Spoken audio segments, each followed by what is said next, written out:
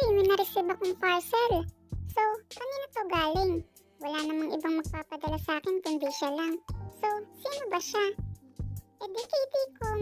Sino ba si Dicom? Siya lang naman ang remittance company na ginagamit namin dito sa Japan para magpadala ng pera sa Pilipinas. Last December 2024 ay nanalo ako sa kanilang parapol ng Noche Buena package. Uy, first time in my life na nanalo ako sa raffle ha. Tingnan na nga natin kung anong laman para may panghanda na ako sa Pasko ngayong darating na December 2025. Okay, first ball, Lucky Me Pancit Canton, Calamansi flavor. Second ball, Pancit Canton na panghalo sa bihon. Third ball, Chicharon ni Mangwan. Char, hindi Mangwan yan. Fourth ball, Lucky Me beef na beef na beef na beef na beef. Fifth ball, Kopiko Blanca Umali. Char. Sixth ball, Girl Bawang. Ay, boy pala siya.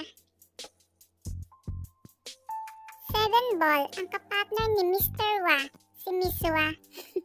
Corny. Eight ball, Girl Bawang uli.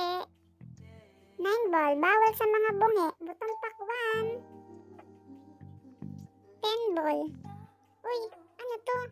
Mukhang valid sa mga tambay sa kanto ha. Kaso, walang tambay dito. Kanto lang. Charis. GSM Blue. 11 ball. Uy, tuwang-tuwa. Napaghahalata. Pulang kabayo. 12 ball. Sweet pa sa jowa mo. Sweet corn. 13 ball. My favorite no flavor of Pancit Canton. Parang ako lang plain. 14 ball. Ano to? May mani? Goldilocks na ano yun? Laing?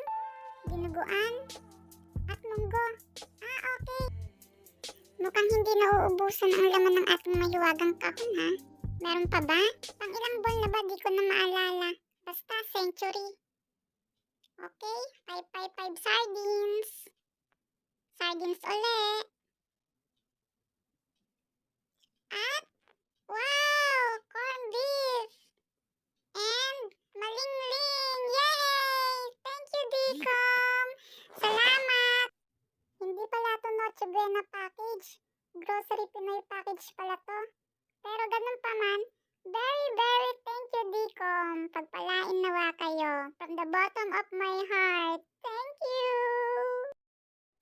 Kaya sa mga ka-OFW ko dito sa Japan, magpadala na kayo through Dicom Remittance. Convenient na, mataas pa magbigay ng rate, higit sa lahat, mababa ang transaction fee. Uy, Dicom, baka naman. Nag-endorser pa. Cherries! Ano pang hinihintay nyo? Tagay na. Padala pala.